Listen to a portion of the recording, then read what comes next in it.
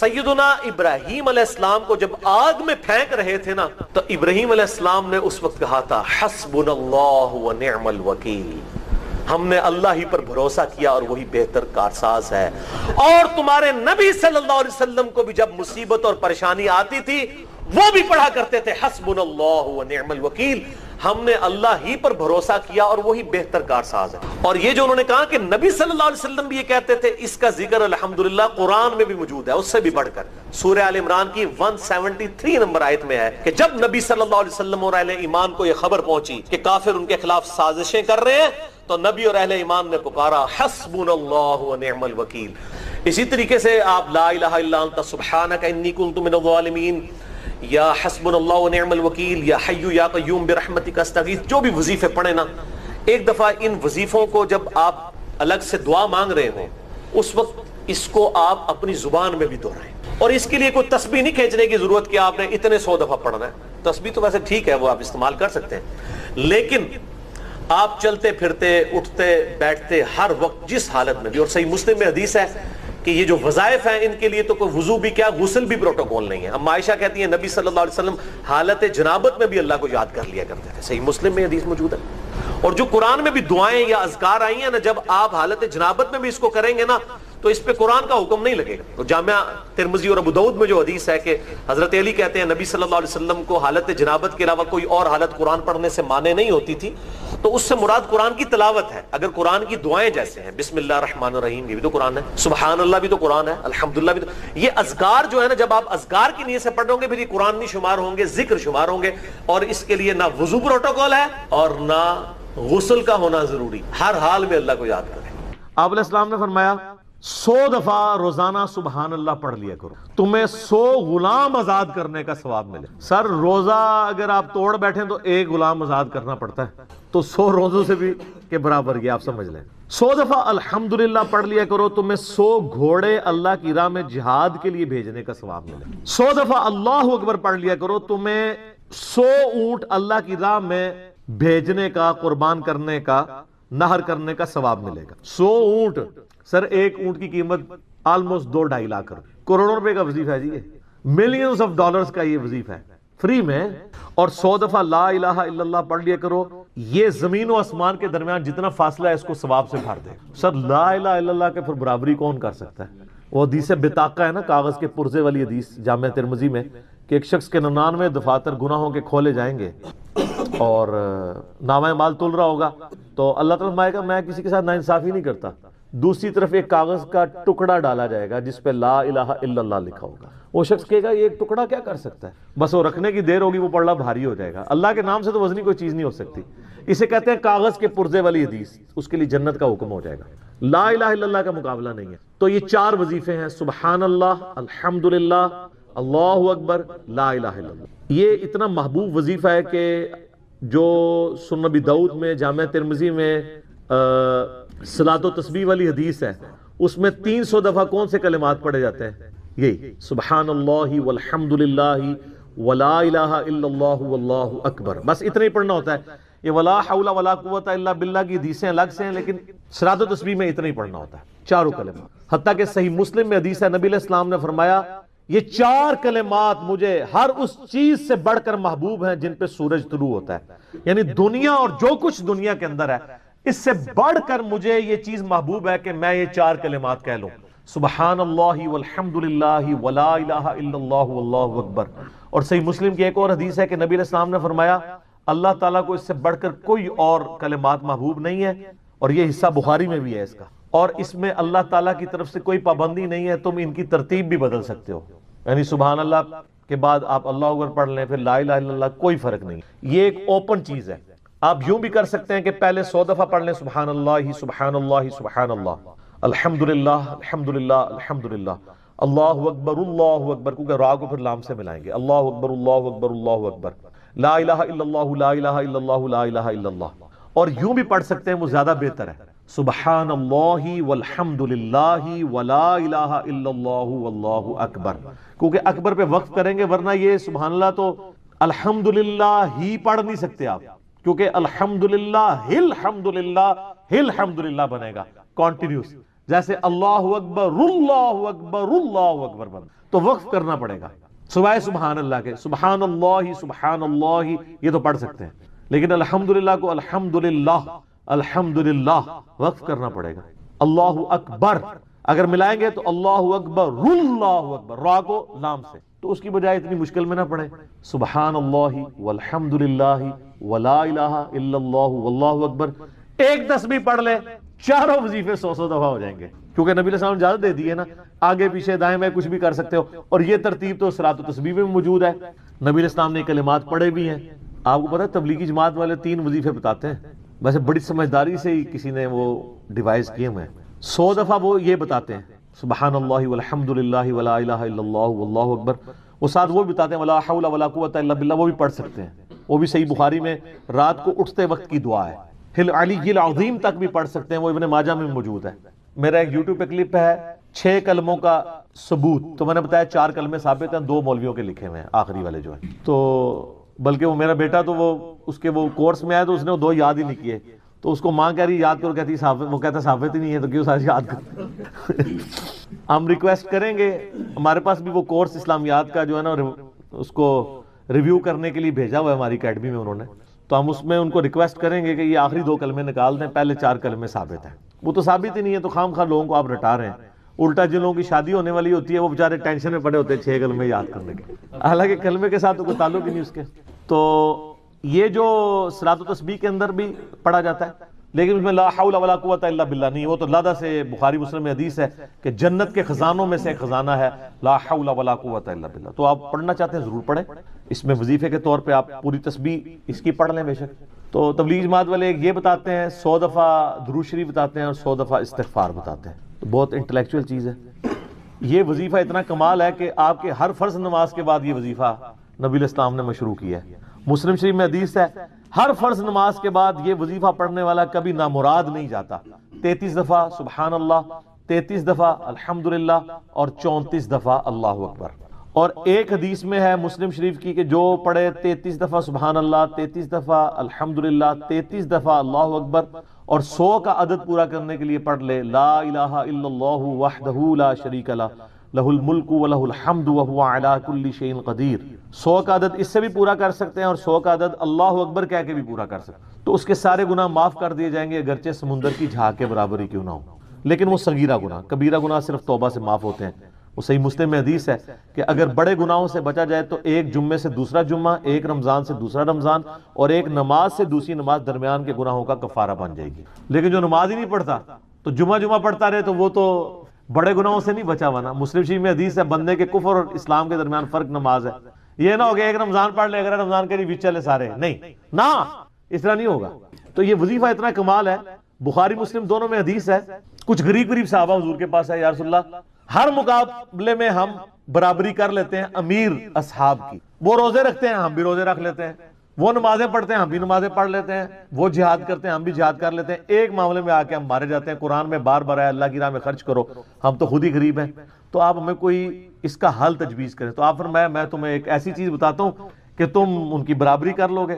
تم ہر فرض نماز کے بعد 33 دفعہ سبحان اللہ، 33 دفعہ الحمدللہ، 34 دفعہ اللہ اکبر پڑھ لیا کرو.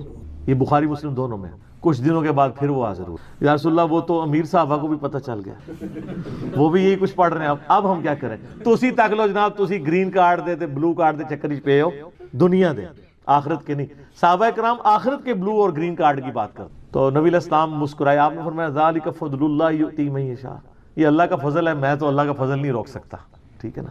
تو ظاہر گیون سرکمسٹانسز اللہ کے دیے ہوئے ہیں، اس کے اندر آپ بیسٹ پرفارم کرنے کی کوشش کریں. اللہ کے فضل کو تو کوئی روک نہیں لگا سکتا نا. کوئی یہ نہیں کہہ سکتا کہ جی وہ یعنی تیرے ہوتے جنم لیا ہوتا کیوں نہیں ہوا، ہو سکتا ہے ابو جہل ہی ہوتا. تو جس حال میں اللہ نے رکھا ہے اسی کو آپ بہتر سمجھیں. تو اس طرح کی کئی احادیث ہیں جو ان وظیفوں کو سپورٹ. اچھا مسلم شریف میں ایک حدیث میں یہ بھی آیا کہ 10 دفعہ سبحان اللہ، 10 دفعہ الحمدللہ اور 10 دفعہ اللہ اکبر. اگر کسی پاس ٹائم تھوڑا ہے نا تو فرض نماز کے بعد یہ بھی پڑھ سکتے. 10 دفعہ بھی وظیفہ یہ والا کیا جا سکتا. ایک بڑی رکت انگیز حدیث ہمارے یوسف بھائی نے اس پہ کلپ بھی بنایا ہے، صفین کی راتوں میں. بخاری مسلم دونوں میں حدیث ہے. مولا علی علیہ السلام خود روایت کر رہے ہیں. وہ کہتے ہیں کہ نبی علیہ السلام کو جب اللہ نے کشادگی دی، کچھ غلام آپ کو گفٹ ملے، تو میں نے فاطمہ سے کہا کہ تم پورا دن گھر کی صفائی کرتی ہو، چکی چلاتی ہو، اس کی وجہ سے ان کے ہاتھ پہ بھی نشان بن گئے تھے، اس طریقے سے سامان اٹھا کے لاتی تھیں تو وہ رسی کے نشان یہاں پڑے ہوئے تھے. تو نبی علیہ السلام سے جا کے جو ہے وہ ایک غلام ڈیمانڈ کر لیتے ہیں جو ہمیں ذرا ہیلپ آؤٹ کر دے گا، جب سب کو مل رہا ہے تو ہمیں بھی مل جائے گا. تو سیدہ فاطمہ حاضر ہوئی، یہ حدیث بخاری میں بھی ہے، مسلم میں بھی. تو حضور علیہ السلام کے پاس گئیں، بات نہیں کر، طبیعت میں تربیت کس کی تھی سر؟ بولڈنس نہیں تھی وہ والی، حالانکہ باپ ہے اور حضور کو پتا تھا اپنی بچی کی عادت. تو وہ گئیں، بات نہیں کر سکی، واپس چلی گئی. تو حضور علیہ السلام محفل برخاست ہوئی، آپ خود آ گئے. سر وہ حدیث کمال ہے. مولا علی کہتے ہیں میں اور فاطمہ ایک چادر میں لیٹے ہوئے تھے اور نبی علیہ السلام ہمارے گھر میں آئے اور پاؤں کی جانب سے نبی علیہ السلام ہمارے بستر میں داخل ہوئے، حتیٰ کہ آپ کے پاؤں کی ٹھنڈک ہم نے اپنے سینے پہ محسوس کی. یعنی حضور علیہ السلام نے پاؤں کی جانب سے اپنے پاؤں انٹر کیے اور وہ پاؤں سیدہ فاطمہ اور مولا علی کے سینے تک پہنچ گئے تو انہوں نے ان کو سینے سے لگا لیا. سر یہ فرینکنس کسی صحابی کو نصیب ہو سکتی ہے؟ تو آپ نے فرمایا وہ فاطمہ تم آئی تھی، کوئی کام تھا؟ سیدہ فاطمہ سے پھر بھی بات نہیں نکلی. تو حضرت علی کہتے ہیں میں نے نا پھر کہا یا رسول اللہ وہ میں نہیں بھیجا تھا، پورا دن کام کرتی ہے. آپ کی بیویاں کہتی ہیں ہماری کوئی ذمہ داری نہیں ہے. یہ بھی تو بیوی تھی نا. بخاری مسلم میں حدیث ہے جنتی عورتوں کی سردار ہے فاطمہ سلام اللہ علیہا. تو میں نے غلام کے لیے عرض کیا تھا یہ تھک جاتی ہے ہمیں ہیلپ آؤٹ کر دے گا. آپ علیہ السلام فرمایا میں تمہیں سے بہتر نہ چیز عطا کروں؟ کہ یا رسول اللہ عطا کریں. یعنی آپ لوگ تو سمجھ رہے ہوں گے کہ غلام مانگا ہے تو شاید ایک گھوڑا بھی ساتھ گفٹ مل جائے گا. ان کا جب رات کو بسترے پہ جانے لگو نا تو 33 دفعہ سبحان اللہ، 33 دفعہ الحمدللہ اور 34 دفعہ اللہ اکبر پڑھ لیا کرو. یہ تمہارے لیے اس غلام سے بھی بہتر ہے. یعنی سارے دن کی تھکاوٹ اتر جائے گی. سر یہ بہت بہترین وظیفہ ہے. تو اچھا یہ حدیث مولا علی پوری زندگی سنایا کرتے تھے کیونکہ حضرت فاطمہ اور مولا علی کی ایک محبت بڑی مثالی تھی. پھر لوگ بھی جو ہے نا وہ مولا علی سے پوچھا کرتے تھے وہ فاطمہ والی حدیث تسبیح فاطمہ، اسے تسبیح فاطمہ اسی لیے کہا جاتا ہے. تو یہ حدیث جب بیان کی مولا علی نے تو آگے نے تابعی نے پوچھ لیا، بخاری مسلم دونوں میں کہ حضرت علی کہتے ہیں کہ وہ دن ہے آج کا دن ہے، میں نے کبھی یہ وظیفہ چھوڑا نہیں ہے. سر استقامت تو خود مل جاتی ہے. جس کے بسترے میں جا کے نبی علیہ السلام وظیفہ سکھا رہے ہوں تو وہ پوری زندگی اس واقعے کو کبھی بھول سکتا ہے کہ مجھے خود آ کے میرے بسترے میں آ کے اور حتیٰ کہ آپ کے قدم مبارک میرے سینے سے لگے تھے، اس حال میں حضور نے مجھے یہ تحفہ دیا ہے، وہ تحفہ کوئی بھلا سکتا ہے؟ تو تابعی نے کہا کہ مولا علی سے کہا کہ کیا جنگ صفین کی راتوں میں بھی آپ یہ وظیفہ پڑھا کرتے تھے جب مسلمانوں پہ اتنا مشکل وقت تھا، آپ میدان جنگ میں تھے؟ آپ دیکھیں 30 سال کے بعد مولا علی کو تلوار دوبارہ اٹھانا پڑی اسلامی نظام کو بچانے کی. تو مولا نے کہا صفین کی راتوں میں بھی میں نے کبھی یہ وظیفہ نہیں چھوڑا. تو اس پہ وہ کلپ بنایا تھا صفین کی راتوں میں. یہ اتنا کمال کا وظیفہ. اللہ تعالیٰ ہمیں اس وظیفے پہ استقامت دے اور کچھ نہ کر سکیں یہ ضرور کیا کریں. بخاری مسلم میں حدیث ہے، عائشہ کہتی ہیں نبی علیہ السلام نے فرمایا کہ اللہ تعالیٰ کو سب سے بڑھ کر محبوب عمل وہ ہے جو مستقل مزاجی سے کیا جائے خواہ تھوڑا ہی کیوں نہ ہو، بنسبت اس عمل کے جو بہت زیادہ ہو لیکن مستقل مزاجی سے نہ ہو. ایک بندہ ایک دن 1000 دفعہ سبحان اللہ پڑھتا ہے، اگلے دن 10 دفعہ پڑھتا ہے، اس سے بہتر روزانہ ہی 10 دفعہ پڑھ لے. تو یہ وظیفہ 100 دفعہ پڑھنے کے لیے کوئی زیادہ ٹائم ریکوائرڈ نہیں ہوتا. آپ روٹین میں ہیں، آپ پاس دونوں آپشن ہیں، الگ الگ کر کے پڑھ لیں تب بھی ٹھیک ہے، ایک ہی دفعہ میں پڑھ لیں سبحان اللہ والحمدللہ ولا الہ الا اللہ واللہ اکبر تب بھی درست ہے. اور فرض نماز کے بعد تو اور کوئی وظیفہ، ایک آیت الکرسی والا وظیفہ اور یہ تسبیح فاطمہ والا وظیفہ اور تکبیر بلند کرنا، استغفار پڑھنا، اللہم انت السلام منک السلام، سارے اذکار اس میں لکھے ہوئے ہیں. چند ایک وظائف تو ضرور پڑھیں اور اس میں یہ والا وظیفہ کبھی نہ چھوڑیں. یہ بہت ایکسٹرا آرڈنری. مغرب کی اذانیں شروع ہو چکی ہیں، بقیہ سوالات انشاءاللہ اذان مغرب کے وقفے کے بعد انشاءاللہ. جزاکم اللہ. بیٹھتے ہر وقت جس حالت میں بھی، اور صحیح مسلم میں حدیث ہے کہ یہ جو وظائف ہیں ان کے لیے تو کوئی وضو بھی کیا غسل بھی پروٹوکول نہیں ہے. اب عائشہ کہتی ہیں نبی صلی اللہ علیہ وسلم حالت جنابت میں بھی اللہ کو یاد کر لیا کرتے تھے. صحیح مسلم میں حدیث موجود ہے. اور جو قرآن میں بھی دعائیں یا اذکار آئی ہیں نا، جب آپ حالت جنابت میں بھی اس کو کریں گے نا تو اس پہ قرآن کا حکم نہیں لگے گا. یہ اذکار جو ہے نا جب آپ اذکار کی نیت سے پڑھو گے پھر یہ قرآن نہیں شمار ہوں گے، ذکر شمار ہوں گے. اور اس کے لیے نہ وضو پروٹوکول ہے اور نہ غسل کا ہونا ضروری. ہر حال میں اللہ کو یاد کریں. دعا کی قبولیت کے لیے یہ آپ سمجھیں اللہ تعالیٰ کی طرف سے کیٹالسٹ، جسے ہم وہ کیمسٹری میں کہتے ہیں کیٹالسٹ، کیمیکل ریئیکشن کو تیز کرنے والا. یعنی یہ اوپن لیسنس دے دیا اللہ تعالیٰ نے کہ اس دعا کے ذریعے جو ہماری طرف متوجہ ہوگا ہم اس کو نجات دیں گے. اسماء اعظم میں سے اللہ کے جو بڑے بڑے اسماء ہیں جن کے ذریعے دعا قبول ہوتی ہے، تو اس جو اسماء اعظم میں سے تو اللہ تعالیٰ ہم نے ان کو غم سے نجات دی. وَكَذَلِكَ نُنْجِي الْمُؤْمِنِينَ، اور ہم یوں ہی نجات دیا کرتے ہیں اہل ایمان کو. یعنی اہل ایمان میں سے بھی کوئی اگر اس دعا کے ذریعے ہماری طرف متوجہ ہوگا ہم اسے نجات دیں گے. جی اولاد نہیں ہو رہی، اولاد کی طرف سے پریشان ہے، روزگار سیٹ نہیں ہو رہا، بچہ کوئی کسی قابل نہیں ہو رہا، اور گھر میں مصیبت ہے، پریشانی ہے، اس قسم کی بیماری ہے، کوئی وظیفہ بتائیں تو میں ان کو ٹاپ آف دی لسٹ جو وظیفے بتاتا ہوں نا ان میں سے ایک یہ ہے. بہترین دعا ہے، واللہ بہترین استغفار ہے. اب بھائیو اگلی دو آیات بڑی اہم ترین ہیں، اور ان میں ہی وہ شہرا آفاق دعا آنے جا رہی ہے جسے ہم آیت کریمہ بھی کہتے ہیں. بہت بڑا وظیفہ سیدنا یونس علی نبینا وعلیہ الصلوۃ والسلام کے حوالے سے. وَظَنُّونَ، اور یاد کرو اس مچھلی والے کو، اذ ذهب مغاضبا، جب وہ چل دیا غضبناک ہو کر اپنی امت پر. فظن، اور اس نے گمان کیا، أَلَّن نَقْدِرَ عَلَيْهِ، کہ ہم اس پر کوئی گرفت نہیں فرمائیں گے. لیکن گرفت پھر اللہ نے فرما دی، مچھلی کے پیٹ میں رہنا پڑا. اس کا ڈیٹیل ذکر جو ہے وہ سورہ یونس میں بھی گزرا ہے، اور اس کے بعد پوری ڈیٹیل سورہ الصافات میں آئے گی کہ یونس علیہ السلام نے الٹیمیٹم دیا اپنی قوم کو کہ بھئی یہ ٹائم ہے، یا تو ایمان لے آؤ ادروائز عذاب آ جائے گا. اب جب وہ ٹائم گزر گیا تو یونس علیہ السلام نے یہ خود ہی ایزیوم کیا، اجتہاد کیا. اجتہاد تھا ان کا. اس سے آپ کو پتا چلے گا پیغمبر کا بھی اجتہاد جب تک اللہ انڈورس نہ کرے وہ ایکسیپٹیبل نہیں ہے. یہ تو بزرگ بابوں کے اجتہاد بتا رہے ہیں نا. تو انہوں نے اجتہاد کیا کہ اب وقت تو گزر چکا ہے، ان پہ عذاب آ جائے گا، اور جب عذاب آتا ہے تو اللہ تعالیٰ پیغمبر اور اس کے ساتھیوں کو وہاں سے نکال لیتا ہے. لیکن ساتھ ایک شرط بھی ہوتی ہے کہ وحی کا انتظار بھی کیا جاتا ہے. لیکن یونس علیہ السلام نے اللہ کی وحی کا انتظار نہیں کیا. اجتہاد ان کا کسی حد تک ٹھیک ہی تھا کہ اب فیصلہ تو ہو ہی جانا ہے، لیکن جن کے رتبے بلند ہوتے ہیں ان سے ایکسپیکٹیشن بھی اس طرح کی ہوتی ہے کہ وہ خود اس طرح کے ڈیسیژن نہ کریں. اور انہوں نے گمان کیا کہ اگر کوئی ایسا مسئلہ ہوا تو اللہ مجھ پہ گرفت نہیں کرے گا، جس کا ذکر ہے یہاں پر. فَظَنَّ أَن لَّن نَّقْدِرَ عَلَيْهِ، اور انہوں نے گمان کیا کہ ہم ان پہ گرفت نہیں کریں گے. لیکن گرفت تو کی اللہ تعالیٰ نے، کیونکہ ان کا رتبہ بلند تھا. انہوں نے وحی کا انتظار کیوں نہیں کیا؟ تو یہ ان کا ایک سمجھ لیں ان کی طرف سے ڈیبٹ تھا، ان کی امت کے حق میں کریڈٹ بن گیا. وہ تو چلے گئے. اب جب عذاب کے آثار نمایاں ہوئے، سورہ یونس میں آتا ہے کہ کبھی ایسا نہیں ہوا کہ کسی قوم پہ اللہ کا عذاب آ جائے اور وہ ٹل جائے سوائے قوم یونس. اور وہ یونس علیہ السلام کا ڈیبٹ امت کے حق میں کریڈٹ بن گیا. وہ تقریباً 1,00,000 کے قریب لوگ تھے، اس سے بھی کچھ زیادہ، جو سورہ یونس میں آتا ہے. وہ سب کے سب سجدے میں گر پڑے، گڑ گڑانا شروع کر دیا، یا اللہ معاف کر دے. اللہ تعالیٰ نے عذاب ڈال دیا، اور پھر اللہ تعالیٰ نے ان کے ذریعے توحید کی دعوت کو عام کیا. لیکن یونس علیہ السلام جو وہاں سے چلے گئے تھے سمندری سفر پہ، وہاں پر پھر جب وہ کشتی میں بیٹھے طوفان آ گیا.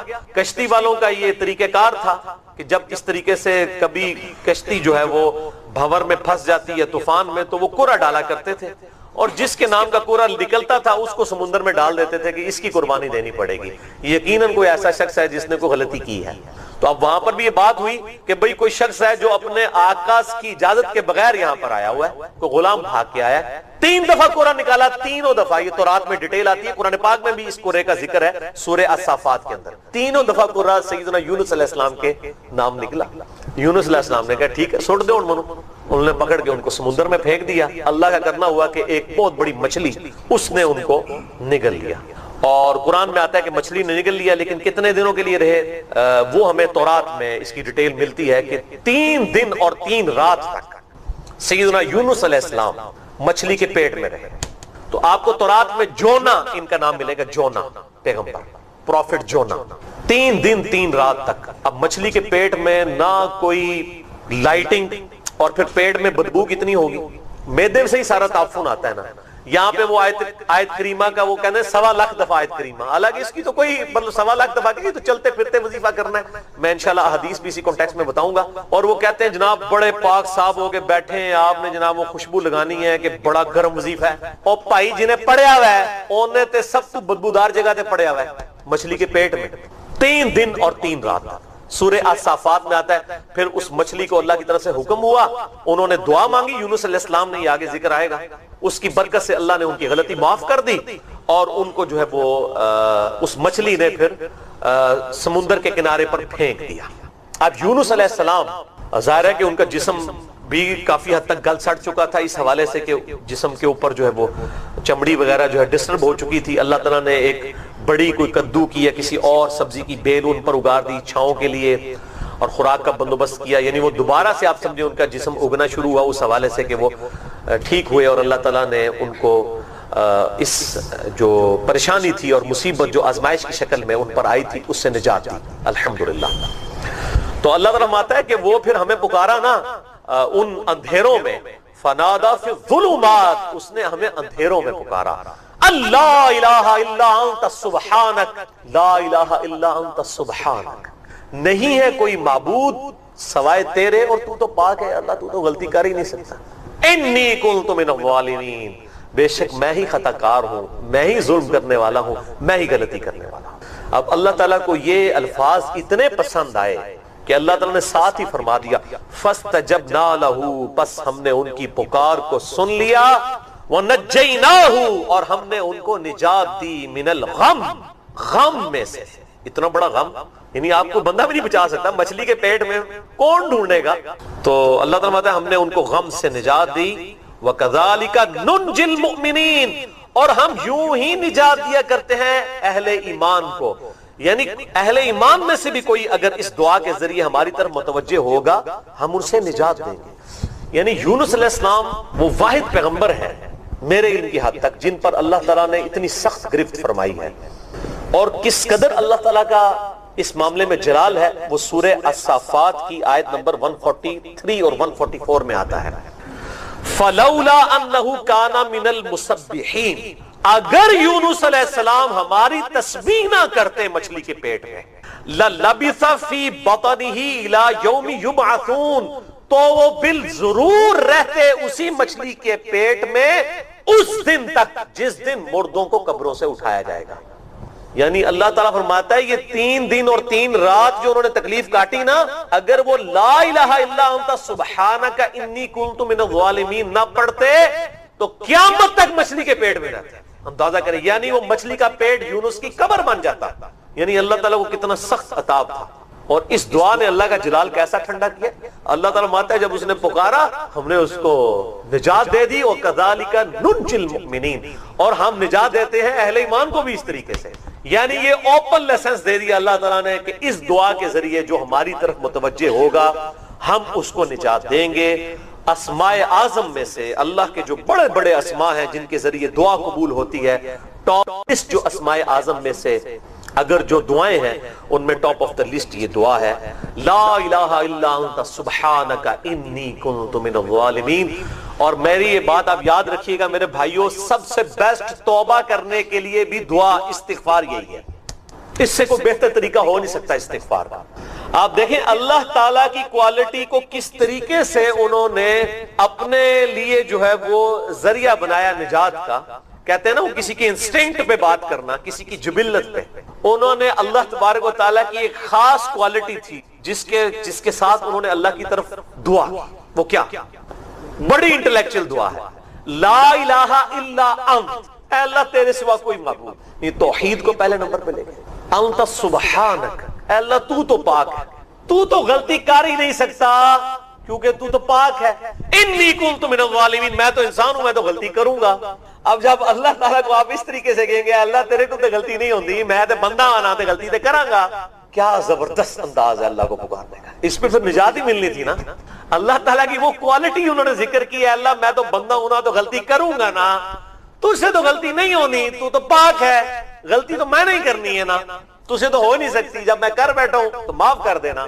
بہترین دعا ہے واللہ، بہترین استغفار ہے، اور صحیح بخاری اور مسلم کی متفق علیہ حدیث ہے، جب آپ تشہد میں بیٹھو تو درود شریف کے بعد جو اپنے رب سے چاہو مانگو، اس میں یہ دعا بھی آپ اپنے اوپر لازم کریں، یہ اسماء اعظم میں سے ہے، اپنی دعاؤں میں اس دعا کو کریں۔ دعا کی قبولیت کے لیے یہ آپ سمجھیں اللہ تعالیٰ کی طرف سے کیٹلسٹ۔ اب چونکہ رمضان شریف کی آمد ہے، لہٰذا یہ اس چیز کا متقاضی ہے کہ ہم آج رمضان مبارک کے حوالے سے ڈسکشن کریں۔ رمضان مبارک کی اہمیت کا اندازہ آپ اس بات سے لگا سکتے ہیں کہ رمضان مبارک اور اس کے روزوں سے متعلق احکامات اللہ تعالیٰ نے قرآن حکیم میں ایک ہی جگہ پر بیان کر دی ہیں. پورا ایک رکوع سورۃ البقرہ کا رکوع نمبر 23 آیت نمبر 183 سے لے کر 188 تک مسلسل 6 آیات، اور ان میں کافی لمبی لمبی آیات بھی ہیں. آلموسٹ آپ سمجھ لیں یہ تقریباً 1.5 صفحے پہ پھیلا ہوا یہ رکوع ہے. پورا سب کچھ اس کے اندر بیان ہو گیا. نماز کے احکامات، حج کے احکامات آپ کو مختلف صورتوں میں بکھرے ہوئے نظر آئیں گے. کچھ سورۃ البقرہ میں، کچھ سورۃ الحج کے اندر، کچھ سورہ ابراہیم کے اندر. لیکن رمضان مبارک کو اللہ تعالیٰ نے اس اعتبار سے ممتاز بنایا ہے کہ جو کچھ ڈسکشن کرنی تھی نا وہ قرآن میں ایک ہی جگہ پہ کرتی ہے. اس کے سارے احکامات بھی بیان کر دیے جو موٹے موٹے تھے، اس کی فرضیت کا بھی ذکر کر دیا. اور وہ سورۃ البقرہ کا رکوع نمبر 23 ہے، آیت نمبر 183 سے 188 تک. پلس اس سے متعلقہ جو صحیح الاسناد احادیث ہیں بخاری اور مسلم میں ہی درجنوں کی تعداد میں آپ کو ایک جگہ کمبائنڈ فارم میں مل جائیں گی مشکات المصابیح کے اندر، جو میں نے بارہا تعارف کروایا کہ یہ انسائکلوپیڈیا آف حدیث ہے. اہل سنت کی مین سٹریم کی آلموسٹ 13 کتابیں انکلوڈنگ کتب ستہ بخاری اور مسلم اور سنن اربع یعنی ابو داؤد، ترمذی، نسائی، ابن ماجہ، اس کے نوٹس ہیں. اس میں پہلی جلد کے اینڈ کے اوپر جا کے آپ کو رمضان مبارک سے متعلق ایک ایک تفصیل ملے گی، چاہے وہ رؤیت ہلال کا مسئلہ ہو، مون سائٹنگ کا مسئلہ ہو، رمضان مبارک کے فضائل ہو، لیلۃ القدر ہو، نفلی روزوں کے کیا احکامات ہیں، فرض روزوں کے کیا ہیں، ایک ایک تفصیل ملے گی آپ کو. اور یہ جو مشکات کے اندر احادیث ہیں یہ آلموسٹ 153 احادیث ہیں. انٹرنیشنل نمبر کے مطابق 1956 سے لے کر 2108 تک یہ مسلسل 3-4 چیپٹرز کے اندر آپ کو اکٹھی احادیث مل جائیں گی. کہیں دور جانے کی ضرورت نہیں پڑے گی، ایک جگہ آپ کو ایک نوٹس کی شکل میں مشکات کے اندر یہ ساری احادیث مل جائیں گی انشاءاللہ. وہ میں آج کور بھی کر دوں گا ساتھ ساتھ. تو میں نے ارادہ کیا ہے کہ میں ایٹ لیسٹ جو رمضان مبارک سے متعلق جتنے بھی قدیم اور جدید فقہی احکام و مسائل ہیں جو ایک عام مسلمان کی ضرورت ہے اسے ایک ہی جگہ ریکارڈنگ میں لے آؤں. ویسے تو میں نے 2017 میں 5 کانٹینیوس لیکچر 1.5-2 گھنٹے کے ریکارڈ کروائے تھے، مسئلہ number 53 A B C D E تک، اور اس میں یہ ساری چیزیں میں نے سکیٹرڈ فارم میں ڈسکس کی تھی. لیکن ایک جگہ پہ تھوڑے سے وقت میں ٹو دی پوائنٹ گفتگو، تو یہ میں نے جو کیلکولیٹ کیے ہیں نا وہ 70 فقہی احکام و مسائل بنتے ہیں. اور جب میں ان کو بیان کروں گا تو شاید یہ 100 سے زیادہ بن جائیں ان کی آگے جو کورالریز ہیں. لیکن یہ ایک جگہ جمع ہو جائیں گی انشاءاللہ تعالی. اور پھر یہ آپ کے سامنے ایک ویڈیو بک ہوگی، جب کبھی بھی آپ کو رمضان مبارک سے متعلق کوئی چیز پوچھنی ہوگی، سمجھنی ہوگی، تو آپ یہ ایک ویڈیو لگائیں، ایک ایک چیز آپ کے سامنے انشاءاللہ آ جائے گی انشاءاللہ تعالی. سورۃ البقرہ کا جو رکوع میں نے ذکر کیا آیت نمبر 183 سے لے کر 188 تک، اس کا سٹارٹ ہی ان الفاظ کے ساتھ ہے، اعوذ باللہ من الشیطان الرجیم، بسم اللہ الرحمن الرحیم، یا ایھا الذین آمنوا کتب علیکم الصیام، اے اہل ایمان تم پر فرض کر دیے گئے ہیں روزے، کما کتب علی الذین من قبلکم لعلکم تتقون، جیسا کہ تم سے اگلی امتوں پر بھی فرض کیے گئے تھے تاکہ تم پرہیزگار بن جاؤ، تقوی کی روش اختیار کرو. یعنی روزے کا مقصد پرہیزگاری ہے. پرہیزگاری کیسی کہ روزے میں آپ حلال چیزوں کو بھی چھوڑ دیتے ہیں اللہ تعالیٰ کے حکم کی وجہ سے. تو یہ ایک پریکٹس ہوتی ہے کہ اگر اللہ کے حکم کی وجہ سے میں نے حلال چیزوں کو بھی تھوڑے سے ٹائم کے لیے چھوڑنا ہے تو بقیہ کی زندگی میں میں نے بدرجہ اولا اجتناب کرنا ہے حرام چیزوں سے. اور یہی ہے تقوی، یہی اس کا مقصد ہے.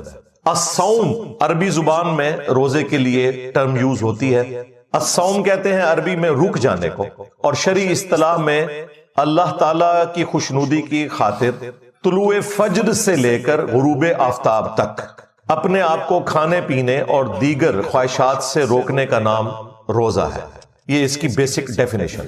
باقی تو میں نے آپ کو بتایا پورا رکوع ہے اور احادیث کی کتابیں بھری پڑی ہیں، اس میں صرف مشکات ہی پڑھ لیں تو آپ کو ساری احادیث ایک جگہ پہ مل جائیں گی انشاءاللہ تعالی. اللہ تعالیٰ نے اسی رکوع کے اندر آگے چل کر رمضان مبارک کا بائی نیم ذکر بھی کر دیا. اب یہ دیکھیں یہ واحد مہینہ ہے جس کا نام بائی نیم قرآن کے اندر آیا ہے، رمضان. عربی میں رمضان، اردو میں ہم رمضان، ویسے ہم رمضان بولتے ہیں رمضان تو لفظ غلط ہوگا، یہ رمضان، لیکن اردو میں چل جائے گا کیونکہ اردو کے اندر آپ نے ان چیزوں کا خیال نہیں رکھنا ہوتا.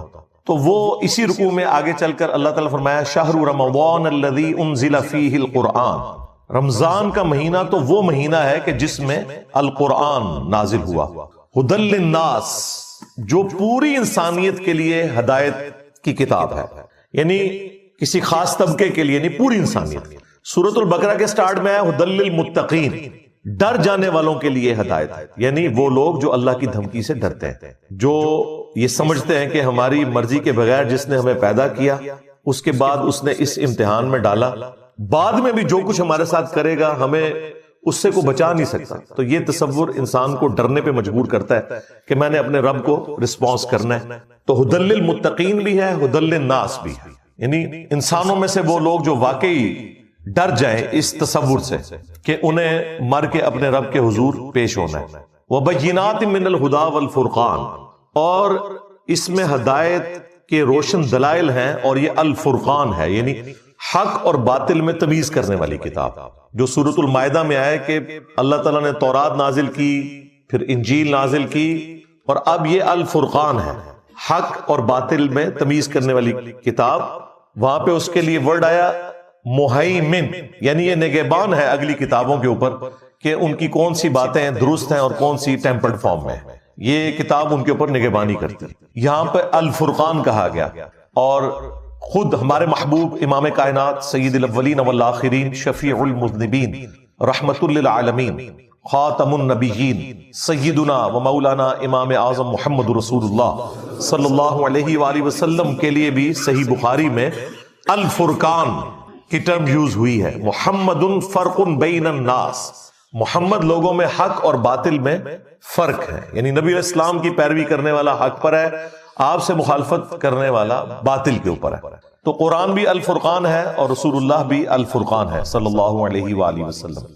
پھر اللہ تعالیٰ نے ساتھ ہی فرما دیا فَمَنْ شَهِدَ مِنْكُمُ الشَّهْرَ، اب جو کوئی بھی تم میں سے رمضان کا مہینہ پائے، فَلْيَصُمْ، تو اس کا کام ہے کہ اس میں وہ روزے رکھے. اور پھر آگے اس کے احکامات آئے کہ روزے کی لینتھ کیا ہے، اس میں کون سی شرعی پابندیاں ہیں، جو لوگ روزہ رکھنے پر قادر نہیں ہیں، بیمار ہیں، ان کے لیے شرعی حکم کیا ہے، مسافر کے لیے کیا ہے، مریض کے لیے کیا ہے. پھر میاں بیوی کے تعلقات کے پوائنٹ آف ویو سے بھی چیزیں ڈسکس ہوئیں، وہ آپ خود پڑھ لیجئے گا. اگر میں ایک ایک چیز کو اس طریقے سے ڈسکس کروں گا تو پھر تو کافی زیادہ ٹائم لگ جائے گا، لیکن چونکہ یہ ساری باتیں آج آٹومیٹکلی کور ہو جائیں گی ہمارے فقہی احکام و مسائل کے اندر انشاءاللہ تعالی. صحیح بخاری اور صحیح مسلم کے اندر یہ حدیث موجود ہے. اللہ کے محبوب صلی اللہ علیہ وآلہ وسلم نے فرمایا اسلام کی بنیاد 5 چیزوں کے اوپر ہے. نمبر 1، اس بات کی گواہی دینا کہ اللہ کے سوا کوئی معبود نہیں اور محمد صلی اللہ علیہ وآلہ وسلم اس کے بندے اور اس کے رسول ہیں. دوسرے نمبر پہ فرمایا نماز قائم کرنا. تیسرے نمبر پر زکوٰۃ دینا. چوتھے نمبر پر حج کرنا اللہ کی راہ میں اگر استطاعت ہو. اور 5ویں نمبر پہ فرمایا رمضان کے روزے رکھنا. اس سے آپ اندازہ لگائیں کہ اسلام کی بنیاد جن چیزوں کے اوپر ہے ان میں سے رمضان مبارک کے روزے ایک چیز ہے. پھر صحیح بخاری اور صحیح مسلم دونوں کے اندر یہ حدیث موجود ہے کہ اللہ کے محبوب صلی اللہ علیہ وآلہ وسلم نے فرمایا جس شخص نے بھی ایمان اور احتساب کے ساتھ، یعنی اس نیت کے ساتھ کہ وہ تزکیہ نفس اپنا کرے گا، اللہ سے ثواب لینے کی امید جس کے اندر موجود ہے، رمضان مبارک کے روزے رکھے، اللہ تعالیٰ اس کے پچھلے سارے گناہوں کو معاف فرما دے گا. اور جس نے ایمان اور احتساب کے ساتھ رمضان مبارک کی راتوں کا قیام کیا، قیام اللیل جسے آپ تراویح بھی کہتے ہیں، اس کے بھی اللہ تعالیٰ پچھلے سارے گناہوں کو معاف فرما دے گا. اور جس نے ایمان اور احتساب کے ساتھ لیلۃ القدر کا قیام کیا، اس کے بھی اللہ تعالیٰ پچھلے سارے گناہوں کو معاف فرما دے گا. تو لیلۃ القدر تو رمضان مبارک کے آخری عشرے کی طاق راتوں میں آتی ہے. یہ پچھلے دنوں جو میری شب برات سے متعلق ویڈیو ریکارڈ ہوئی تھی اس میں نے تفصیلاً اس کے اوپر گفتگو کر لی ہے کہ وہ سارے فضائل جو یہ شب برات کے لیے بتاتے ہیں وہ بیسیکلی لیلۃ القدر کے ہیں، جس کے بارے میں پوری سورت قرآن میں نازل ہوئی ہے، انا انزلناہ فی لیلۃ القدر. ایک اور حدیث ہے صحیح بخاری اور صحیح مسلم کے اندر کہ اللہ کے محبوب صلی اللہ علیہ وآلہ وسلم نے فرمایا کہ جب رمضان مبارک کا مہینہ آتا ہے تو اللہ تعالی جنت اور رحمت کے دروازوں کو کھول دیتا ہے اور جہنم کے یعنی دوزخ کے دروازوں کو بند فرما دیتا ہے، اور سرکش جو شیاطین ہے انہیں جکڑ دیا جاتا ہے۔ سارے شیاطین نہیں قید ہوتے، سارے قید ہوں تو آپ کو جمعہ پڑھانے کے لیے کون آئے؟ سارے نہیں قید ہوتے ہیں، ظاہر ہے یہ تو سلسلہ بہرحال اوورآل ایک ماحول بن جاتا ہے نیکی کا کہ سرکش شیاطین کو قید کر دیا جاتا ہے۔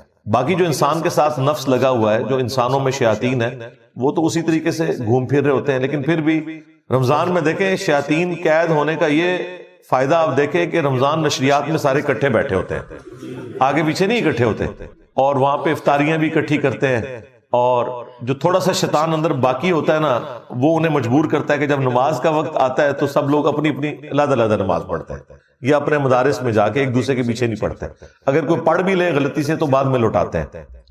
ایک اور حدیث ہے صحیح بخاری اور صحیح مسلم کے اندر کہ اللہ کے محبوب صلی اللہ علیہ وآلہ وسلم نے فرمایا کہ جنت کے 8 دروازے ہیں، ان میں سے ایک دروازہ ایسا ہے جس کا نام ہے الریان، اور یہ خالصتاً ان لوگوں کے لیے ہے جو رمضان مبارک کے روزوں کا اہتمام کرتے تھے۔ یعنی رمضان مبارک کی اللہ کے نزدیک یہ اہمیت ہے کہ ایک اسپیشل دروازہ ہی روزہ داروں کے لیے اللہ تعالیٰ نے جنت کا مخصوص کر دیا۔ اللہم اجعلنا منہم، اللہ تعالیٰ ہمیں ان میں شامل فرمائے، آمین۔ پھر ایک اور حدیث ہے بڑی رکت انگیز، بخاری اور مسلم دونوں میں ہے، کہ رمضان مبارک کا مہینہ وہ ہے جس میں اللہ تعالیٰ نیکیوں کا جو ثواب ہے وہ 700 گنا تک بڑھا دیتا ہے۔ پھر اللہ کے محبوب علیہ السلام نے فرمایا کہ رمضان مبارک کا مہینہ وہ مہینہ ہے کہ جس میں جو شخص روزے رکھتا ہے اس کے لیے اللہ تعالیٰ کی طرف سے یہ پیغام ہے کہ روزہ خاص میرے لیے ہے اور میں ہی اس کی جزا دوں گا، اور ایک روایت میں آیا کہ میں ہی اس کی جزا ہوں، یعنی خود اللہ جزا ہے اس کی۔ اور وہ اسی حدیث میں آگے الفاظ موجود ہیں کہ روزہ دار کو 2 خوشیاں نصیب ہوتی ہیں، ایک دنیا میں جب وہ افطار کرتا ہے، ظاہر ایک آزمائش ختم ہوئی، اور ایک جنت میں جب وہ اپنے رب سے ملاقات کرے گا، وہ اس کی الٹیمیٹ خوشی ہوگی۔ دنیا میں بھی ہم نے ایک روزہ رکھا ہوا ہے جس کا افطار کا وقت جو ہے وہ آخرت ہے، یعنی دنیا میں اللہ تعالیٰ نے جو حرام کاموں سے روکا ہوا ہے، اگرچہ ان کے اندر اٹریکشن ہے، وہ ساری کی ساری نفسانی خواہشات کی تکمیل جنت میں ہونے والی ہے، تو وہاں پہ جا کے یہ روزہ کھل جائے گا انشاءاللہ تعالی۔ پھر اسی حدیث کے اندر موجود ہے کہ اللہ تعالیٰ کو روزہ دار کی منہ کی جو سمیل ہے، بدبو ہے، وہ کستوری سے بڑھ کر محبوب ہے، یعنی کہ میری وجہ سے یہ سب کچھ کر رہا ہے۔ پھر اسی حدیث کے اندر الفاظ ہیں کہ نبی علیہ السلام نے فرمایا کہ اللہ تعالیٰ فرماتا ہے میرے بندے نے میری وجہ سے کھانا پینا اور خواہشات کو ترک کیا ہے، اس چیز کو یعنی اللہ تعالیٰ اپنے لیے خوشی کے طور پر ایکسپٹ کرتا ہے کہ میرے بندے نے میرے لیے اتنی بڑی قربانی کی ہے۔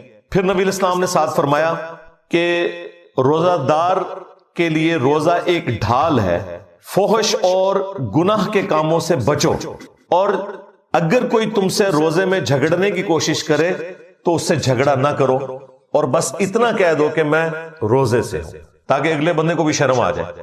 ویسے بھی روزے کی حالت میں انسان کا دل ہی کو نہیں کرتا لڑنے کو، خصوصاً عصر سے لے کے مغرب تک، اس وقت تو کسی کی آواز بھی اچھی نہیں لگتی۔ تو ایک نیچرل ایک پریکٹس بھی ہوتی ہے، بھوک کی وجہ سے انسان کو، جو بھوکے لوگ ہیں جن کے لیے 2 وقت کی روٹی ایشو ہے، ان کا بھی احساس پیدا ہوتا ہے، اور شکر کے جذبات بھی پیدا ہوتے ہیں کہ اگر پوری زندگی اس طرح گزارنی پڑے تو کتنی مشکل ہو، اللہ تعالیٰ نے اپنی نعمتوں سے ہمیں نوازا ہے، الحمدللہ۔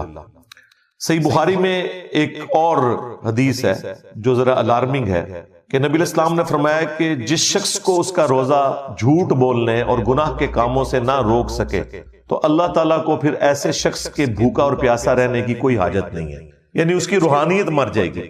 فرض تو ادا ہو جائے گا، بعض لوگ ان چیزوں کا سہارا لے کے وہ کہتے ہیں پھر ٹھیک ہے روزہ رکھنے کی ضرورت نہیں ہے، نہیں، نماز میں بھی اگر کسی کنسنٹریشن لوز بھی ہو، اس کا جو روحانی پہلو ہے وہ کمزور ہوگا، فرضیت ادا ہو جائے گی۔ اسی طریقے سے روزے میں بھی وہ فرضیت جو ہے کھانے پینے سے اور شہوات سے رکنا، جو اصل ہے روزے کی، وہ ایک فرض کے طور پر تو ادا ہو جائے گا، لیکن جو اس کی روحانی برکات ملنی تھی وہ پھر حاصل نہیں ہو سکے گی، اس کی طرف اشارہ ہے۔ ایک اور حدیث ہے صحیح مسلم کے اندر کہ نبی علیہ السلام نے فرمایا کہ اگر کبیرہ گناہوں سے بچا جائے تو ایک نماز سے دوسری نماز ایک جمعے سے دوسرا جمعہ اور ایک رمضان سے دوسرا رمضان درمیان کے تمام گناہوں کا کفارہ ہے۔ لیکن اگر کبیرہ گناہوں سے بچا جائے، اب یہ نہیں ہو سکتا ایک شخص جمعہ پڑھے اور پھر اگلا جمعہ پڑھے اور بیچ کے ساری نمازیں معاف ہو جائیں، نہیں، یا ایک رمضان میں مسجد میں آئے جس طرح اکثریت کرتی ہے، پھر اگلے رمضان میں داخل ہو، تو نبی علیہ السلام نے ساتھ ہی فرمایا کہ اگر کبیرہ گناہ اس نے نہ کیے تو باقی گناہ تو معاف ہو جائیں گے اعمال کی برکت سے، لیکن کبیرہ گناہ جو ہے وہ صرف توبہ سے معاف ہوتے ہیں۔ یہ ذہن میں رکھیے گا، کبیرہ گناہ آٹومیٹکلی نیکیاں کرنے سے معاف نہیں ہوتے۔ کبیرہ گناہ کون سے ہیں؟ سب سے کبیرہ گناہ شرک، جھوٹ بولنا، وعدہ خلافی کرنا، غیبت کرنا، چغلی کھانا، جادو کرنا، ماں باپ کی نافرمانی، قتل ناحق، یہ سارے بڑے بڑے جتنے گناہ ہمارے علم میں یہ سب کے سب کبیرہ گناہ ہے۔ یہ تو نہ نمازیں پڑھنے سے معاف ہوں گے، نہ جمعہ پڑھنے سے معاف ہوں گے، اور نہ ہی یہ روزہ رکھنے سے معاف ہوں گے، بلکہ یہ معاف ہوں گے جب کوئی شخص توبہ کرے گا۔ پھر وہ معاف ایسے ہوں گے کہ سورۃ الفرقان میں اللہ تعالیٰ نے فرمایا 3 بڑے گناہوں کا ذکر کیا آیت نمبر 69 میں، شرک جو کائنات کا سب سے بڑا گناہ ہے، قتل ناحق جو حقوق العباد میں سب سے بڑا گناہ ہے، اور تیسرا بدکاری۔ ان 3 گناہوں کا ذکر کر کے اگلی آیت میں فرمایا 70 نمبر میں کہ اگر کوئی ان گناہوں سے بھی توبہ کر لے سچے دل سے تو نہ صرف ہم اس کے گناہوں کو معاف کر دیں گے بلکہ اس کے گناہوں کو نیکیوں سے بدل دیں گے۔ اللہ اکبر کبیرہ والحمد للہ کثیرہ وسبحان اللہ بکرۃ واصیلا۔ لہذا اللہ تعالیٰ سے کسی نے کٹی نہیں کبھی کرنی۔ ہاں یہ ذہن میں رکھیے گا۔ دیکھیں میرا کتنا اگریسو سٹائل ہے، میری آپ قرآن کلاسز دیکھیں تو آپ کو پھر پتہ چلتا ہے کہ اللہ تعالیٰ اپنے معاملات میں کتنا سخت ہے۔ اس کے باوجود ہم نے کبھی اس چیز کی ترغیب نہیں دلائی کہ کوئی شخص اللہ تعالیٰ سے اتنا ڈر جائے کہ وہ پھر یہ ڈیسائیڈ کر لے کہ ٹھیک ہے جی پھر مجھے کوئی نیکی کرنے کی ضرورت ہی نہیں ہے جب اللہ تعالیٰ اتنا سخت ہے۔ نہیں، سختی اس لیے بیان کی جاتی ہے کہ آپ اللہ تعالیٰ کی ہستی کے اعتبار سے بے فکرے نہ ہو جائیں۔ باقی جو توبہ والا ایلیمنٹ ہے بھائی، وہ تو موت کے غرغرے سے پہلے توبہ قبول ہے، جامعہ ترمذی میں حدیث ہے۔ لیکن کسی کو یہ پتا تو نہیں کس وقت موت آ جائے، اس لیے پوری زندگی آپ نے اس طرح گزارنی ہے۔ وَلَا تَمُوتُنَّ إِلَّا وَأَنْتُمْ مُسْلِمُونَ، جو قرآن میں آیا، دیکھنا تمہیں موت نہ آئے مگر اس حال میں کہ تم تابع فرمان ہو کر مرنا، ہر وقت تیاری رکھنی ہے، تو وہ اپنی جگہ ہے۔ لہٰذا رمضان المبارک میں تو نیکیوں کا ایک موسم ہے، رمضان کی پریکٹس کی وجہ سے پھر بقیہ 11 مہینوں میں بھی اللہ تعالیٰ کو صحیح طریقے سے رسپانس کرنا، یہ اللہ تعالیٰ کی ریکوائرمنٹ ہے۔ اور مور دین 50% مسلمان جو پریکٹسنگ ہوتے ہیں ان میں سے بھی 50% مسلمان وہ عموماً رمضان میں ہی نیکیوں کی طرف آتے ہیں، اور بعد میں کچھ استقامت والا سلسلہ شروع ہوتا ہے، کئی لوگ داڑھی رکھ لیتے ہیں، پھر نمازیں شروع کر دیتے ہیں، عورتیں حجاب شروع کر دیتی ہیں۔ تو یہ ہم نے اپنی زندگی میں رمضان مبارک کی برکات خود دیکھی ہیں کہ رمضان جو ہے اس اعتبار سے ایک ٹرننگ مہینہ ثابت ہوتا ہے کئی لوگوں کی زندگی میں۔ کئی لوگوں کے لیے کوئی گھر میں جوان موت یا کوئی صدمہ وہ بھی نیکی پہ آنے کا ایک سبب بن جاتا ہے۔ وہ بھی اللہ تعالیٰ نے سورہ السجدہ میں فرمایا کہ ہم دنیا کی زندگی میں تمہیں تکلیف دیں گے تاکہ تم اپنے رب کی طرف پلٹ آؤ، وہ بھی ایک اللہ کی سنت ہے۔ تو یہ مختلف اللہ تعالیٰ نے ایک سمجھ لیں سگنلز رکھے ہوئے ہیں، جو انسان رسپانس کرے تو مرنے سے پہلے اللہ تعالیٰ کے بتائے ہوئے راستے کے اوپر آ سکتا ہے۔ لہٰذا رمضان مبارک کو کیجول نہ لیں، پورے اہتمام کے ساتھ رمضان شریف کو گزاریں، جو فرض عبادات ہیں ان کے اوپر ایمفیسائز کریں، اور بعد کی زندگی کے لیے بھی اللہ تعالیٰ سے دعا کریں کہ اللہ تعالیٰ استقامت دے باقی نیکیوں کے اوپر بھی۔ خصوصاً نماز کے معاملے میں بالکل جو ہے نا وہ زیرو ٹالرنس ہے اللہ تعالیٰ کی، یہ ذہن میں رکھیے گا۔ یہ اتنا کرٹیکل ایشو ہے ایمان لانے کے بعد کہ اتنے سخت الفاظ میں قرآن میں فتویٰ آیا ہے، سورہ روم میں آیت نمبر 31 میں، وَأَقِيمُوا الصَّلَاةَ وَلَا تَكُونُوا مِنَ الْمُشْرِكِينَ۔ دیکھنا نماز کو قائم رکھنا، مشرک نہ ہو جانا کہیں۔ یعنی کتنی بڑی بات ہے یہ، یعنی شرک جو اللہ کے نزدیک اتنی سینسٹیو چیز ہے، عموماً لوگ سمجھ رہے ہوتے ہیں کہ کسی بت کے آگے یا قبر کے آگے جھکنا۔ اللہ تعالیٰ تو فرما رہا ہے کہ جو نماز بھی چھوڑتا ہے نا تو وہ مشرکین کی کیٹیگری میں جا کے فال کر جائے گا۔ اس سے بڑا کوئی فتویٰ ہو نہیں سکتا تھا۔ اور اگر کسی کے دماغ میں کوئی خناس رہ گیا تھا نا تو وہ صحیح مسلم کی حدیث نے اسے نکال دیا، 246 نمبر حدیث، کہ بندے کے کفر اور ایمان شرک اور اسلام کے درمیان فرق کی نماز ہے. نماز نہ پڑھنے والا پاکستان کے شناختی کارڈ میں تو مسلمان ہو سکتا ہے، اللہ کے ہاں وہ مسلمان نہیں. ہاں ظاہری کلمے کا احترام کریں گے، مر جائے گا جنازہ بھی پڑھیں گے، اس کے لیے دعائے مغفرت بھی کریں گے، لیکن اس کی زندگی میں اسے بتائیں گے کہ بھائی یہ شناختی کارڈ والے مسلمان ہو، تمہارے کلمے کا احترام ہو رہا ہے، ادروائز نماز چھوڑنے والا بندہ مسلمان نہیں ہے. اور یہ میرا فتویٰ نہیں ہے، قرآن کا فتویٰ ہے، نبی الاسلام کا فتویٰ ہے. پھر بھی اگر کسی کو سمجھ نہ آئے تو جامع ترمذی میں حدیث ہے، عبداللہ ابن شقیق تابعی کہتے ہیں کہ صحابہ کرام صرف تارک الصلاۃ کو کافر سمجھتے تھے، جو نماز چھوڑنے والا ہے، اور کسی کو کافر نہیں کہتے تھے خواہ وہ کتنا ہی گناہ کرتا ہو، لیکن جو نماز نہ پڑھتا ہو صحابہ کرام اسے کافر سمجھتے تھے. لے جی اب تو اس فہم کا بھی مسئلہ ختم ہو گیا. اگر کوئی کہ مجھے قرآن کا فہم نہیں ہے، ہمیں حدیث بتائیں، حدیث بھی بتا دی، حدیث کا بھی فہم نہ آیا. صحابہ کرام سے تو بڑھ کر کوئی قرآن و سنت کو جاننے والا نہیں تھا. جامع ترمذی میں ایک اور حدیث ہے کہ ہمارا اور مشرکین کا عہد نماز کی بنیاد کے اوپر قائم ہے، جس نے نماز چھوڑ دی اس نے کفر کیا. صحیح مسلم میں حدیث ہے، عبداللہ ابن مسعود کہتے ہیں کہ رسول اللہ کے زمانے میں صلی اللہ علیہ وآلہ وسلم اگر کوئی شخص بیمار ہوتا اور 2 بندوں کے سہارے وہ مسجد آ سکتا تو وہ مسجد میں آ کے نماز پڑھتا تھا، کہیں اسے منافق شمار نہ کر لیا جائے. یعنی جو گھر میں نماز پڑھے اس کے بارے میں بھی صحابہ کرام ڈرتے تھے کہ یہ منافق ہے، پتہ نہیں پڑھی اس کے نہیں پڑھی. تو اس زمانے میں اپنے آپ کو مسلمان ثابت کرنے کے لیے مرد کو مسجد میں نماز پڑھتی تھی. صحابہ کرام کو کیا پتا تھا کہ ان سے بھی بڑھ کے بھی عاشقان رسول آنے والے ہیں انورٹڈ کامز میں، نماز ایک بھی نہیں پڑھیں گے اور کہیں گے کہ غلامی رسول میں موت بھی قبول ہے، حرمت رسول پر جان بھی قربان ہے. نعرے ایسے ماریں گے کہ میں تو کہتا ہوں جو پرانے مسلمان ہیں وہ بھی شرمندہ ہوتے ہوں گے کہ یار یہ تو ہمیں بھی پیچھے چھوڑ گئے. لیکن جب پریکٹیکلی باری آئے گی تو یہ حال ہے کہ نماز بھی نہیں پڑھیں گے. میلاد کے جلسے اٹینڈ کریں گے، صبح اٹھ کے فجر نہیں پڑھیں گے.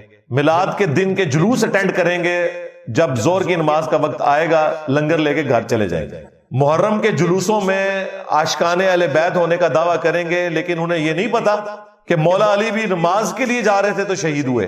مولا حسین علیہ السلام بھی کربلا میں نماز کی حالت میں آپ کے اوپر تیر چلائے گئے. اور جب ظہرین کا وقت آئے گا تو آدھے سے زیادہ لوگ کہیں گے ساڑھے سے کپڑے ہی پاک نہیں. تو میں اس پہ پھر جب مجھے غصہ آتا ہے میں کہتا ہوں یار تم اہل البیت کے ماننے والے اپنے آپ کو پاک ہی نہیں کر سکے، مسلمان اور پلید.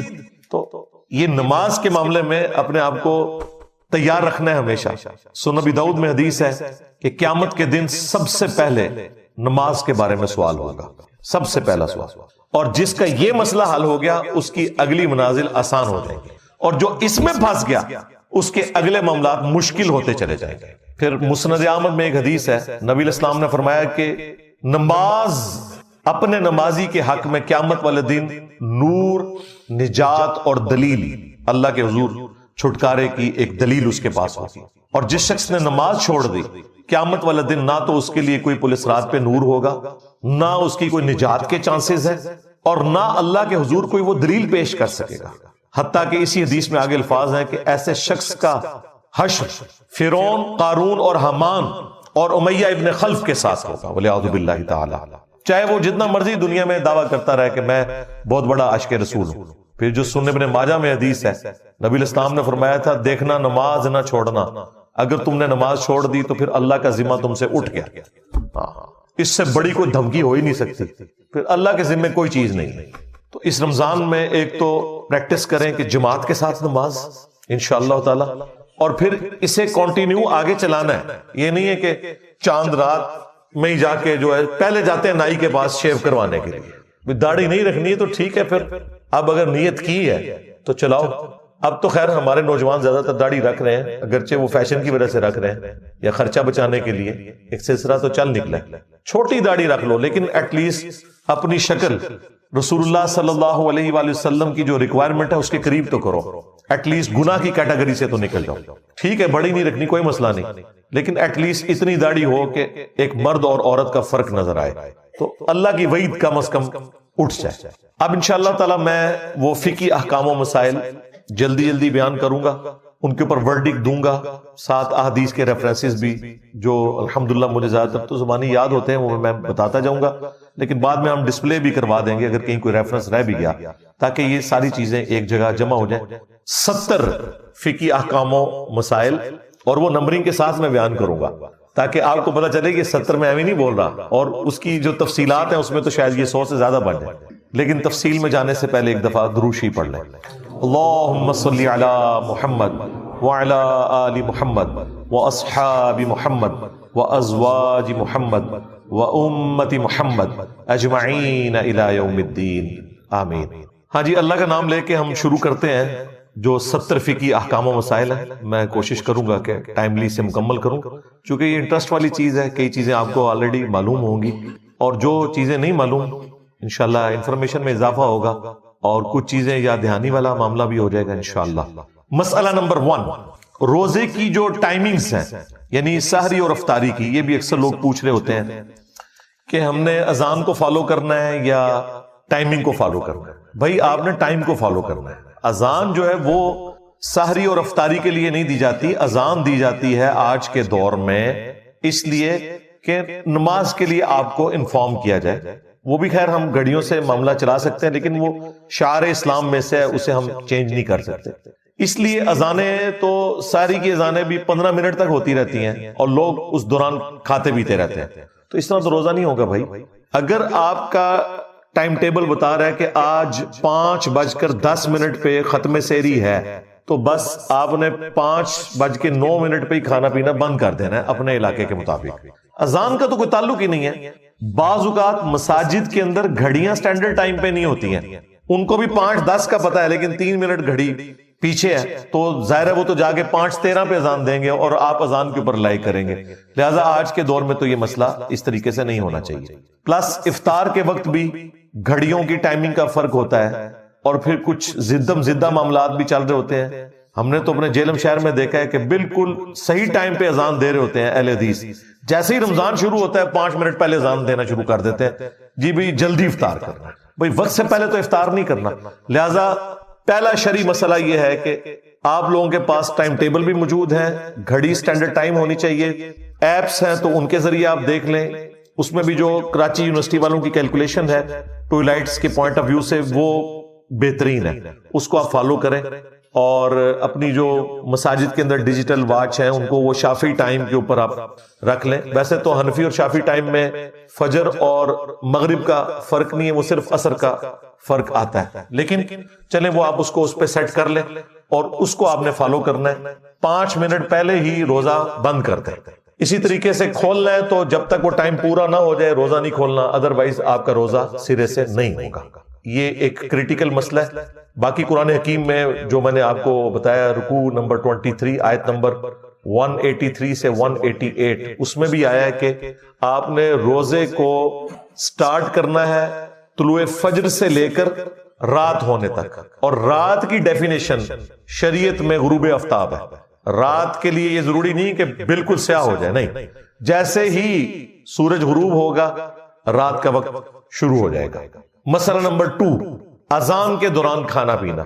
تو بھائی یہ جو اذان کے دوران کھانا پینا ہے، یہ ایک سنن ابی داؤد کی حدیث تھی جسے مس یوز کیا لوگوں نے، وہ اس طریقے سے نہیں تھی۔ وہ یوں ہے کہ سنن ابی داؤد میں حدیث ہے کہ جو شخص سحری کر رہا ہے اور اس دوران اذان شروع ہو جائے تو جو اس کے سامنے برتن ہے اس میں سے کچھ کھا پی لے جلدی سے، یعنی وہ جو ٹرانزیشن پیریڈ ہے اس دوران۔ یہ نبی علیہ السلام نے کہیں نہیں فرمایا کہ آپ 10 منٹ پہلے سحری ختم کر کے بیٹھے ہیں اور اذانیں شروع ہوگی اور آپ پانی پینے کے لیے بھاگ رہے ہیں، آپ کا روزہ نہیں ہوگا۔ یہ اس شخص کے لیے ہے کہ مثلا 5:05 پہ اس نے سحری شروع کی اور 5:10 پہ ختم سحری ہو رہی ہے، اس دوران وہ 1-2 منٹ اوپر کھا لیتا ہے ٹرانزیشن پیریڈ میں، تو اس کے لیے ایک گنجائش ہے۔ یہ بھی بہتر ہے کہ ایسا نہ کرے، لیکن ایک بندہ اٹھا ہی 5:10 پہ ہے اور اسے پتا ہے کہ 5:25 تک اذانیں چلتی ہیں اور ختم سحری ہے ہی 5:10 ہے، تو وہ 15 منٹ کے جی میں اذانوں کے دوران کھا رہا ہوں، اس کا روزہ کوئی نہیں، بالکل یہ ذہن میں رکھیے گا۔ تو وہ اس حدیث کو غلط لوگوں نے یوز کیا، وہ ٹرانزیشن پیریڈ کے لیے تھا۔ جس طرح بخاری مسلم میں ہے کہ جس نے طلوع آفتاب سے پہلے فجر کی 1 رکعت پا لی اس نے فجر کی نماز پا لی، اگرچہ ایک رکعت اس کی اس ٹرانزیشن پیریڈ میں ہے کہ سورج نکل رہا ہے، غروب وقت ہے، لیکن پھر بھی اس کی نماز ہو جائے گی۔ اس طریقے سے اسی حدیث میں ہے جس نے غروب آفتاب سے پہلے عصر کی ایک رکعت پا لی، اس نے عصر کی نماز پا لی، اگرچہ اس کی 3 رکعتیں مغرب کے وقت میں، تو یہ ٹرانزیشن پیریڈ کی بات ہو رہی ہے، یہ ذہن میں رکھیے گا۔ اور یہ بھی اس شخص کے لیے ہے جو شخص اس سے پہلے سحری شروع کر چکا تھا، کسی مجبوری کی وجہ سے وہ لیٹ اٹھا تھا، لیکن اگر کوئی شخص اٹھے ہی ایسے وقت میں ہے کہ ختم سحری ہو چکی ہے، اس کے لیے یہ نہیں ہے، یہ ذہن میں رکھیے گا۔ اس کی مرضی ہے، ٹھیک ہے، وہ 8 پیرا روزہ رکھنا چاہتا ہے رکھ لے، ادر وائز چھوڑنا چاہتا ہے چھوڑ دے، بعد میں ایک روزے کی قضا دے دے، اگر اسے یہ خدشہ ہے کہ میں کھائے پیے بغیر روزہ چلا نہیں سکوں گا۔ بخاری مسلم میں حدیث ہے کہ جب حضرت بلال اذان دیں تو تم کھانا پینا ترک نہ کرو، کیونکہ وہ لوگوں کو اٹھانے کے لیے اذان دیتے ہیں، اور جب عبداللہ ابن ام مکتوم اذان دیں تو تم فوراً کھانا پینا ترک کر دو، کیونکہ وہ ایک نابینا شخص ہیں، جب تک انہیں کوئی یہ نہ بتائے کہ طلوع فجر ہو چکی ہے، یعنی ختم سحری کا وقت ہو گیا ہے، اس وقت تک وہ اذان نہیں دیتے، تو جیسے ہی وہ اذان دیں فوراً کھانا پینا چھوڑ دو۔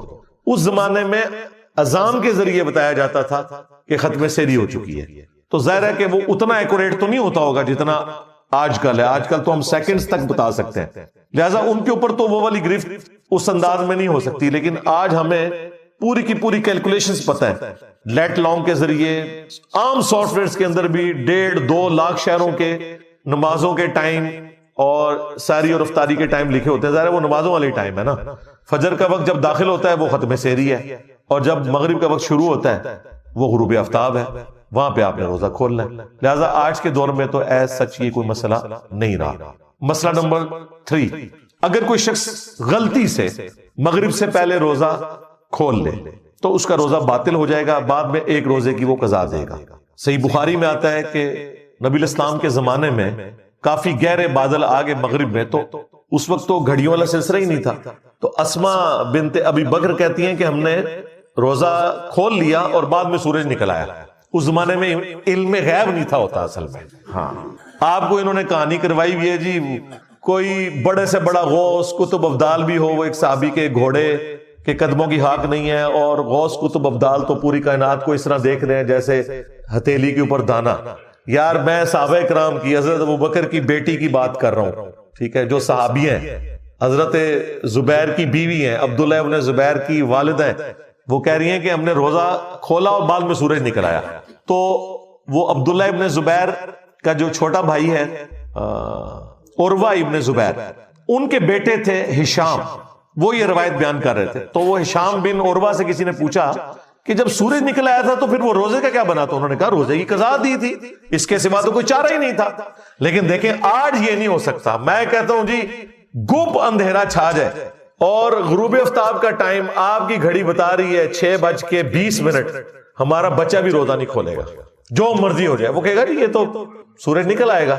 یہ سائنس کی برکات میں آپ کو بتا رہا ہوں کہ آج کل دین کو پریکٹس کرنا کتنا آسان ہے، یہ غلطی کے چانس ہی ختم ہو گئے۔ تو اس سے یہ بات پتہ چل گئی کہ اگر کوئی شخص اس طریقے سے غلطی کر بیٹھے تو وہ بھول چوک اس کی معاف نہیں ہوگی، اس کا روزہ اسٹیبلش ہی نہیں ہوگا اس کیس کے اندر۔ مسئلہ نمبر 4 کہ اگر کوئی شخص بھول کر کھا پی لے، یعنی اسے یہ یاد نہیں رہا کہ اس کا روزہ تھا، تو اب اس کا حکم ڈیفرنٹ ہے، وہ بخاری مسلم میں حدیث ہے، جو شخص بھول کر کھا پی لے تو اسے اللہ نے کھلایا اور پلایا ہے، اس کا روزہ اس سے ضائع نہیں ہوگا، لیکن جیسے ہی اسے یاد آئے گا وہ جو منہ میں بھی لقمہ ہے وہ باہر پھینکنا ہوگا۔ یہ نہیں ہے کہ آپ بوٹی رکھی ہوئی ہے چلو، نہیں، اس ایک لمحے میں جیسے ہی آپ کو پتا چلا تو اس کو بھی آپ نے منہ والی غذا کو بھی باہر نکالنا ہوگا، اگر اسے آپ نے اندر کر لیا پھر روزہ گیا، کیونکہ اب آپ کو پتا چل گیا۔ اسی طریقے سے اسی میں امپلائڈ ہے، اگر کوئی میاں بیوی کا تعلق اس اعتبار سے قائم ہو گیا، ویسے تو یہ بہت دور کی بات ہے، لیکن چونکہ ہمیں سوال پوچھا جاتا ہے ہماری مجبوری ہے کہ ہم بتائیں کہ وہ بھی پھر روزہ اس کا اس اعتبار سے باطل نہیں ہوگا اگر بھول کر کوئی ایسا معاملہ ہوا۔ مسئلہ نمبر 5، مردوں کے لیے اگر نائٹ فال والا ایشو ہو جائے، احتلام ہو جائے روزے کی حالت میں، تو کیا اس کا روزہ ٹوٹ جائے گا؟ نہیں، اس کا روزہ نہیں ٹوٹے گا، کیونکہ یہ تو اس کے اختیار میں نہیں ہے، لہذا نائٹ فال کے کیس میں روزہ نہیں ٹوٹتا۔ مسئلہ نمبر 6 وہ ہے کہ اگر عورت کے مینسز شروع ہو جائے، یعنی وہ پیریڈ شروع ہو جائے، تو کیا اس کا روزہ ٹوٹ جائے گا؟ جی، اس کا روزہ ٹوٹ جائے گا۔ اس کی وجہ یہ ہے کہ بخاری مسلم میں حدیث ہے، عائشہ سلام اللہ علیہا کہتی ہیں کہ نبی علیہ السلام ہمیں حالت حیض میں چھوڑے ہوئے جو روزے ہیں ان کی قضا کا